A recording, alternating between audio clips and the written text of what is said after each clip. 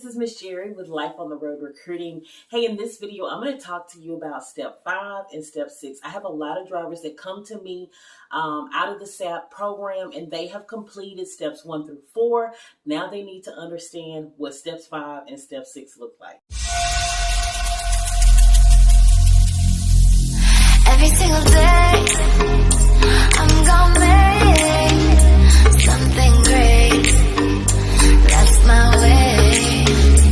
Every single day, I'm gonna make something great. That's my...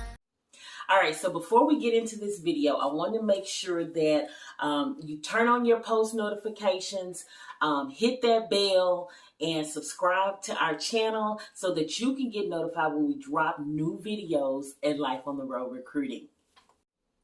All right, so let's talk about step 5 and step 6. So if you're watching this video, that means you've gone through the SAP, you've gone through steps 1 through 4, and now you've got to get into step 5 and step 6. So step 5 means you've done all the necessary tests with the SAP, and you are now trying to find a company to work for, okay? In step 5, you need a company that's going to do your return to duty drug screen, okay? They're going to do that return to duty drug screen in the pre-employment phase, and that return to duty drug screen has to be negative, okay? It has to be observed. Okay, so somebody will be watching you pee, and once you pass that, but the hardest part in step 5 is finding the carrier that's going to pick you up. Okay, so that's the hardest part about step 5 is finding the carrier that's going to pick you up. You got to be patient. That is the key. Patience is definitely key in step 5.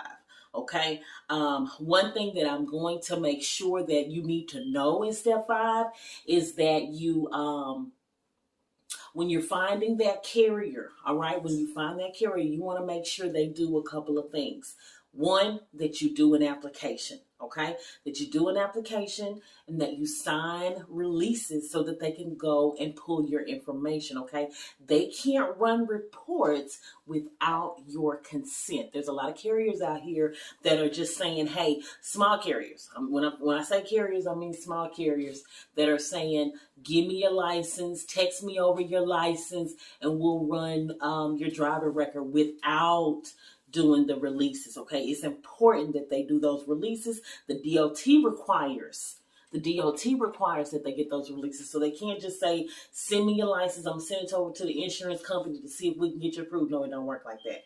You have to sign those releases. Those releases says that you, the driver, give that company, that individual, the authority to go and pull your MVR, look at your clearinghouse, all the PSP,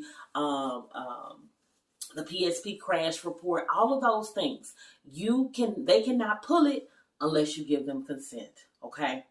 So that's very important. So the application with the signed releases, and then the other thing that you want to make sure that they are doing is that they are doing a full query, that you get a notification from the clearinghouse saying, ABC Trucking wants to look at your clearinghouse, okay? That is important. If they don't do that in the pre-hire phase, you don't need to go to that company. Why? Because I have drivers calling me on the regular that they get to orientation, they do the drug screen. It's not the right drug screen, okay? It's not the right drug screen. It's a regular pre-employment, and that don't count. So if your company just did a regular old pre-employment, that didn't count. You and them can get in trouble. You can face up to a $5,000 fine, the driver, and the company can face up to a $32,000 fine if they don't do it right, okay? And so we do a lot of educating carriers on how to do it the right way, all right? So that's important. So you have to get that observed drug screen. The observed drug screen, they have to do a full query. You got to get that notification saying, hey, such and such wants to look at your clearinghouse. All right. If they don't look at your clearinghouse in the beginning, you don't need to step foot in that truck, because I guarantee you, they didn't even look at your clearinghouse to see if you were prohibited.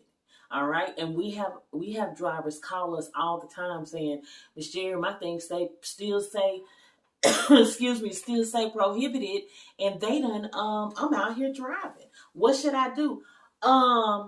You should get out that truck and you should park it and you should call them and tell them, hey, I can't move again because Miss Jerri said I'm still prohibited in the clearinghouse, and the DOT will shut all us down.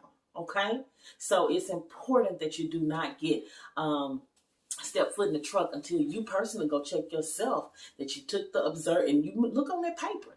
Look on that paper in the pre-employment if it says return to duty drug screen and it says observed collection. That's what you need to look for on that paper, okay? So that's step 5.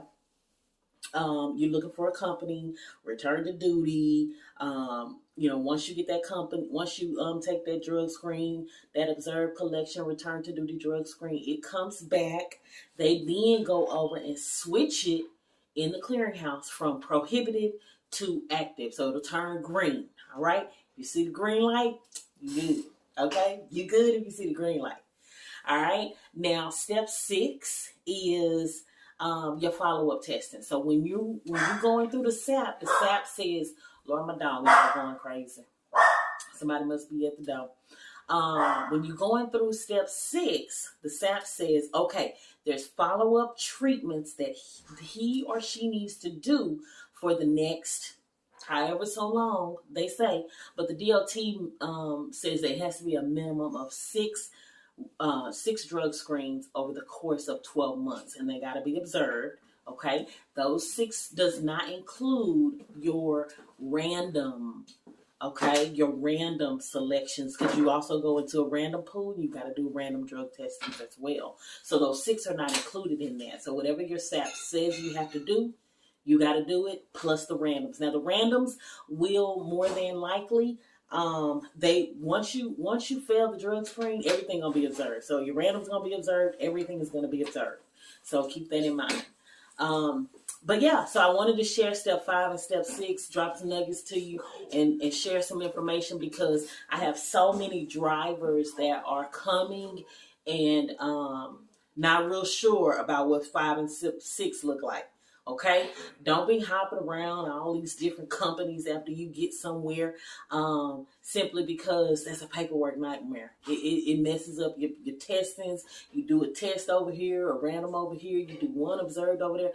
You can't be doing all that. Okay, get somewhere and sit down. Okay, because you done messed up.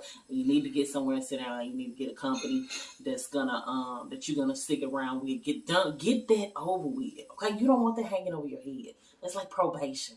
You don't want that hanging over your head. Get them randoms done and then go on to the next company, or sit there. Okay, whatever you choose to do. All right, but 5 and 6 is it. I wanted to break that down for y'all so y'all would know. Okay, I'm Miss Jerri. Y'all have a good one. Make sure y'all subscribe. Make sure y'all comment. If there's any videos or questions that you have that you need me to answer, drop them in the comments. I won't hesitate to answer them.